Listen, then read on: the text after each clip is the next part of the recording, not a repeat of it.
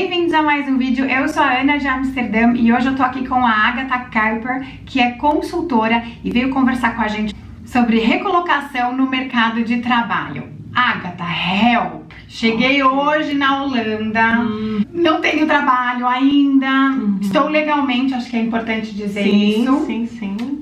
Tenho visto de trabalho, posso morar aqui. Por onde começar? Tem várias questões a se ver, né, nessa situação aí. Evidentemente que no outro vídeo a gente falou sobre a questão do empreendedorismo, que ela sempre é uma possibilidade. Aqui pra você, né?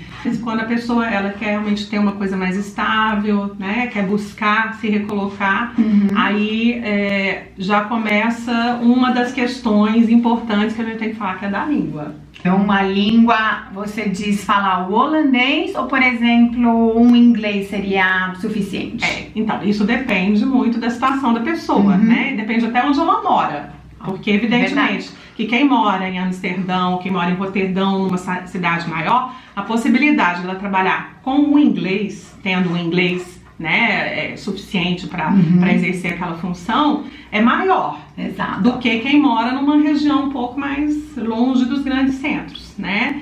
Então, essa já é uma primeira decisão que eu vejo, sabe? É assim, por onde que eu vou? A nível da busca das vagas, em qual língua? Ok. E se ainda não sinto preparado, vamos pensar agora outro cenário, em relação à língua, apesar que eu costumo dizer para os meus clientes assim, deixa o outro estabelecer se o nível do seu inglês ou o nível do seu holandês é suficiente ou não.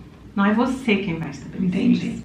Até porque a gente vê, os holandeses são muito tolerantes, né, em relação à língua e sabem que é uma questão de tempo. Querendo ou não, precisa se investir, né, na melhoria da língua. E acho que, né, nós conversamos no outro vídeo, você já fala também nas suas dicas, que é o voluntariado, né? Também, acho que é verdade. Acho que língua é uma coisa que eu falo bastante, eu já falei em alguns vídeos aqui também, no passo a passo para conseguir trabalho. E eu brinco assim, começa ontem a aprender holandês ou inglês, porque se você tem ideia de vir pra cá e tá pensando, mas o meu inglês é básico, você vai vir daqui a 6 meses a 1 ano, malha no inglês, entendeu? E se a ideia é o holandês, comece o quanto antes. Então, isso eu acho que é muito válido também. Você que está aqui e sabe, e tem possibilidade de fazer um curso, faça. E outra coisa realmente é o voluntariado, que é uma forma super interessante, super bacana de entrar em contato com outras pessoas, de trabalhar no seu networking e de aprender e se soltar na língua. Isso vai assim, é super benéfico para a adaptação. Eu vejo inclusive um outro benefício nessa questão do trabalho voluntário, o estágio que for, porque aqui o estágio também, né, para quem tá vindo, para quem está aqui há pouco tempo, não é como no Brasil, tem que ter uma escola, tem que não sei o que lá, né, muitas vezes, não todas, mas muitas vezes não precisa disso. É uma questão mesmo de um tempo, né, um werkervaring, né, uma experiência no trabalho, que a gente pode chamar de estágio. Aqui é mais flexível em relação a isso. Mas um outro grande benefício disso, né, dessa forma de estar aprendendo a língua, não é só a questão da língua, mas a questão de aprender a cultura do trabalho na Holanda. Porque a cultura trabalhando é diferente, né, do Brasil. As pessoas aqui, por exemplo, são mais diretas. Bem mais diretas. Falam o que tem que falar, realmente, né? A questão até do se cumprimentar com beijinhos ou sem beijinhos, né? Verdade. Então, todas essas coisas no estágio, no trabalho voluntário, você vai estar observando e você vai estar aprendendo. Então, quando você já estiver na vaga, fica bem melhor para você entender o que você pode, o que você não pode, o que é legal, o que não é legal, né? Então, te adianta bastante esse estágio, esse voluntário anterior. Ou seja, não é só um estágio para pegar experiência numa profissão, mas é para pegar experiência com a cultura do país. Sim. E utilizar a língua, né? A experiência também do desenvolver a língua. É importante que isso fique, inclusive, claro, para quem está te contratando como voluntário, né? Combinando com você esse trabalho temporário, que é para o desenvolvimento da língua. Até porque senão vão te colocar... Eu me lembro uma vez, quando eu estava buscando aí onde que eu ia fazer esse trabalho voluntário. Aí eu vi na Rema, né? Que é uma loja, né? Aqui na Holanda. Que eles tinham o Gastvrouw, né? A mulher que recebe o cliente lá para tirar alguma dúvida do cliente. Eu falei, mas espera aí, o que eu vou usar de holandês, né? Nesse caso, porque A pessoa perguntou, onde está o produto tal, não sei o que lá, eu vou lá, mostro. Não vai ter muito. Talvez nos bastidores seria interessante pela questão dos colegas, mas no dia a dia eu não ia estar Seu contato ia ser mínimo, né, no caso. Então isso tem que pensar também, né? Não é qualquer trabalho voluntário. Verdade. Eu brinco sempre também, eu dou essa dica de fazer supermercado na parte da manhã. Onde eu morava antigamente, tinha muitos idosos. Eles adoravam conversar, então eu ia bem cedo, porque daí um perguntava uma coisa, falava, lê aqui pra mim que tá escrito, eu lia, falava um holandês assim, macarrônico, sabe, horrível. Mas era uma forma de entrar em contato, então eu ia fazer mercado, passava uma hora lá batendo papo, conversava com um, exato, é isso. É outra coisa que eu falo também sempre com os meus clientes. Se estão em lugares como Amsterdão, Roterdão, Utrecht, né, esses lugares grandes que o pessoal fala inglês com muita facilidade, você tem que continuar no holandês, se o seu objetivo for holandês, né? Porque se você, nas oportunidades que você tem fora, você continuar numa língua que não é a que você quer desenvolver, não vai te trazer experiência, né? Então a gente tem que ser firme naquilo que a gente quer. Eu comecei a trabalhar com outras línguas, eu falo além do português, inglês, espanhol, e estava aprendendo holandês, e eu trabalhava muito com português e espanhol.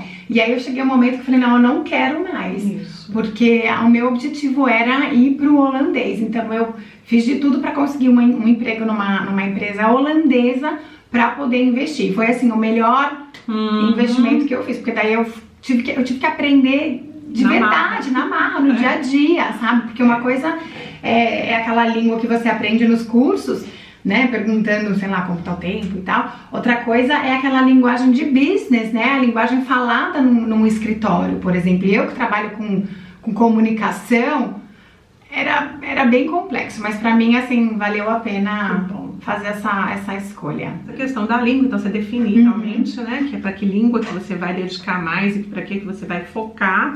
Né? A questão do voluntariado ou do estágio, que você também tem que ter essa experiência, é interessante, né? Que você tenha essa experiência. E aí vem a questão também de você definir o que é que você quer, né? Que acho que isso é uma coisa que eu vejo que com as pessoas que chegam até mim já sabem o que elas querem, a coisa vai muito mais rápido do que quem nem sabe o que quer ainda. E você diz assim, por exemplo, uma pessoa que trabalha, que tem um emprego X no Brasil, vem pra cá e fala, não, eu quero continuar com isso, mas eu acho que existem muitas pessoas que utilizam essa mudança pra cá como uma forma, né, de oportunidade pra dar uma guinada, uma mudada na carreira. Sim, exatamente. Eu até escrevi um artigo lá na Rede Quero Brasil falando sobre isso. Por exemplo, o caso das mães. E muitas vezes é o momento assim, né, de uma mudança, ou até de quando os filhos já estão maiores, de parar para pensar assim, o que eu quero fazer agora? Né? É um momento de mudança que inclusive pode refletir na sua mudança profissional. Você pode estar escolhendo uma outra atividade, alguma coisa que você tinha como hobby antes e que agora você quer usar como profissão, né? Você quer investir naquilo ali. E aí você vai ter que ir atrás de cursos, né? Você vai ter que se preparar. Mas às vezes era um sonho antigo que você não realizou e que você quer agora realizar, se você tiver condições, né? Que às vezes tem o apoio do marido, né? Ou da esposa, e aí você quer fazer essa mudança naquele momento. Então é muito importante saber o que quer. Né? Para poder definir os próximos passos. Os próximos passos. Sabendo o que quer, aí fica mais fácil. Aí vem realmente, aí entra a questão de ter uma assessoria, né? É importante isso, né? Seja da forma que for, seja com quem for, que possa, né? Que tenha a capacidade de te guiar num país novo onde as regras são diferentes, mesmo dentro, né? Ele falou lá do empreendedorismo, mas também dentro da recolocação no mercado de trabalho. Porque no Brasil, a gente está acostumado assim, amando o currículo, né? Meu currículo ali do jeito que ele é, com tudo que eu tenho, tudo que eu faço, quanto maior, melhor, né? E mando, aí se tem alguém que me conhece, né? Fica mais fácil, né? Se eu fiz uma lista enorme de cursos, de formação, pós-graduação, fora do país. Pronto, aí eu tô garantido. Aqui não é bem assim. Né? Aqui o processo, a gente chama de processo de solicitação, é um processo que demanda tanto tempo, gente, pra vocês terem uma ideia, que quando o governo, e geralmente são os rementes, né, as prefeituras que fazem esse acompanhamento aí, através dos órgãos competentes, quando a pessoa está desempregada e que ela tem que receber o seu seguro-desemprego, ela precisa fazer uma quantidade X, que isso às vezes muda, de solicitações. Ou seja, ela tem que aplicar. Ela tem que aplicar, né, solicitar por empregos. E assim, o tempo que se toma é tão grande que geralmente o número de solicitações que eles pedem não é alto. Por exemplo, teve uma época que era 3, teve uma época que era 5 por mês. De tanto tempo que isso não é porque é pouco, o número é pouco, não é porque realmente fazer uma boa solicitação custa tempo. Porque você vai ter que ir atrás das vagas. Então vamos começar a falar já. Ir atrás das vagas. E aí você precisa saber em qual lugar tem as vagas ideais para você. E aí que é o caminho das pedras, que uma assessoria ajuda, né? Saber onde tá as vagas, principalmente quando é em inglês, que é diferente, né, da maioria que é em holandês, evidentemente. Saber escanear essa vaga, né, que fazer um scanner realmente é uma ferramenta que existe para poder fazer isso, né? Você olhar, ver o que eles estão pedindo, que palavras que eles usam, né, como é que é a estrutura da vaga, o que tem de informação, o que não tem de informação, porque aí você vai poder ligar para saber mais informações, né? Então tudo isso é importante saber como escanear essa vaga. Aí você vai também ter que adaptar o seu currículo, né? O currículo ele tem que ser adaptado quase que praticamente o tempo todo de que você está solicitando. Depende de um monte de coisa, depende da vaga, depende do que você tem no seu currículo, e aí por isso que é importante. A primeira coisa, né, que eu faço com os meus clientes é olhar o currículo, estruturar o currículo, né, e ir fundo nesse currículo para ver as possibilidades desse currículo, tá? Então isso é muito importante, não é simplesmente mandar o currículo. One size fits all, assim, fiz o currículo, tá lindo, maravilhoso, tchau, posso mandar. Não é assim, aí muita gente não sabe por que tá errando. Tem gente que fala, eu já mandei tantos currículos, já tentei. E aí a gente vê, quando vai para uma conversa, a gente vê exatamente quais os pontos, né? Aí essa questão então da vaga, do currículo, do LinkedIn, né? Que também tem que se pensar, porque é uma ferramenta muito utilizada aqui na Holanda, super forte, é verdade. Né? Então tem que saber estruturar também o seu LinkedIn e saber também a questão de buscar as vagas lá. Precisa se preparar para uma entrevista, porque se você consegue chegar lá, que já é uma maratona... E antes disso, desculpa te interromper, a questão da carta de apresentação, ou de motivate-brief, né? Importantíssimo, que a gente não tem no Brasil tanto que é também. aquela carta, um resumo da sua motivação para aquela vaga. Isso também é uma coisa que se adapta muito, porque se de repente você está querendo ir atrás de uma vaga de Project Manager numa empresa de alimentação, vai ser diferente a sua carta do que quando você manda para a mesma função numa empresa farmacêutica, por exemplo. Com certeza. E você vai ter que explicar porque você, Ana, está querendo trabalhar na empresa de alimentação ou na empresa farmacêutica. Além de outras coisas, né? Além de falar dos seus motivos, tem outras questões, mas que também ela não pode ficar muito grande. Então, realmente é um quebra-cabeça, né? E é importante lembrar, assim, gente, a carta de solicitação ou de apresentação e o currículo, eles são os primeiros passos para você conseguir ter uma conversa.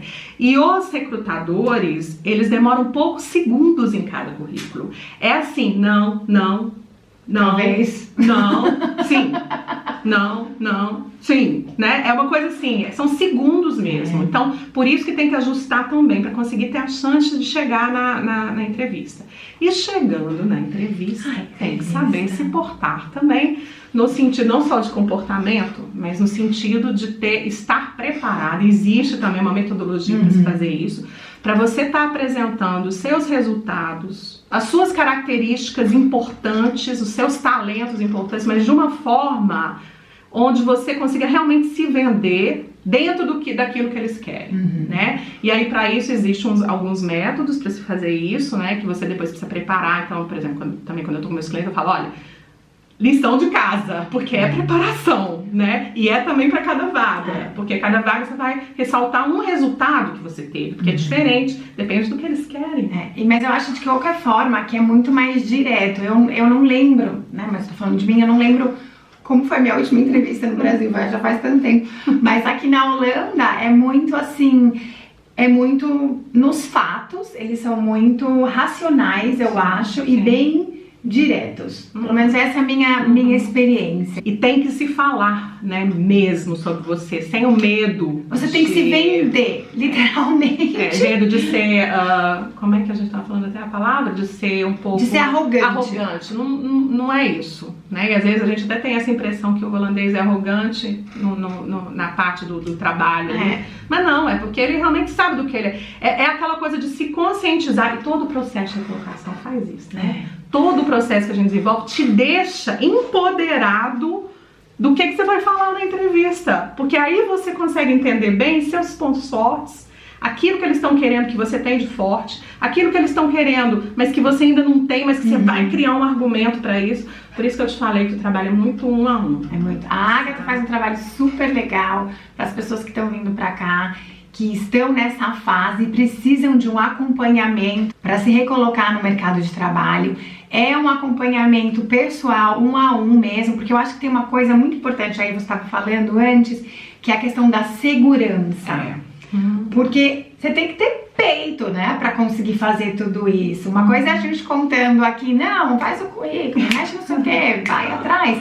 Outra coisa é você estar segura o suficiente para conseguir fazer tudo isso. Não é fácil, sabe? Mudar, se adaptar é um processo enorme. E ainda ir atrás de emprego, sabe, num país que você não conhece, que você talvez não domine a língua ou domine um segundo, terceiro idioma que não é um idioma local, sabe, gente, exige muito da pessoa. Então, essa questão de segurança, de ter a cara de pau, né, mas de ter assim a força, a fé e a coragem para ir atrás, é uma coisa, pesado, sabe, não é fácil. É aquela história, né, às vezes a gente, quando alguém pede pra gente falar sobre nós mesmos, é complicado, né, então me fala aí suas qualidades. Deixa eu te parar agora pra falar, me fala aí suas qualidades e seus defeitos. Aí fica todo mundo um pouco, não sei, tá. E o que acontece? Geralmente quando a pessoa tá vindo nessa situação e que quer estar se recolocando, ela não consegue enxergar os pontos positivos. Ela pensa só no que ela não tem. Eu não tenho isso, eu não falo, eu não sei o quê. Então assim, uma das primeiras coisas é arrumar a cabeça, né? Geralmente assim, eu percebo essa baixa autoestima, que é natural, não é, assim, pouquíssimos não tem, a maioria passa por essa fase, né, de achar que não vai conseguir, ou de achar que tá tentando e não tá conseguindo, mas é porque, primeiro, tá faltando a autoconfiança que depois que a gente consegue escanear o currículo e mostrar as potencialidades do currículo, elas vêm naturalmente, a pessoa fala, uau, realmente, eu posso, eu tenho isso e isso, que eu vou concentrar nessas coisas. E aí vem as ferramentas que vão ajudá-la a se organizar para esse processo, e aí assim, praticamente 100% de certeza que vai conseguir, né? Evidentemente vai depender do seu esforço, mas a possibilidade ampliou totalmente. E possibilidades existem. Existem. Agora então, né, tá na fase excelente. O mercado de trabalho é muito bom, pelo menos agora estamos em maio de 2009, o mercado de trabalho é muito bom, a economia holandesa tá muito forte, então é uma época muito boa para quem tá chegando, para quem tá indo atrás de trabalho. Agora eu tenho mais uma pergunta pra gente terminar a nossa conversa, que é a questão do salário. Porque eu posso imaginar que quem tá chegando aqui agora, ou mesmo quem tá no Brasil e recebe uma proposta de emprego para vir para cá, fica naquela dúvida de, nossa, o que estão me oferecendo? É muito, é pouco, tá no nível, como é que faz? Isso também é muito bem estruturado aqui na Holanda. A questão de estar tudo muito estabelecido dentro de uma tabela, né, que é o CBO, onde eles definem, né, cada tipo de função, cada cargo, tempo na função, né, experiência e formação, né, se for o caso, que aqui na Holanda a formação não é tão importante quanto a experiência.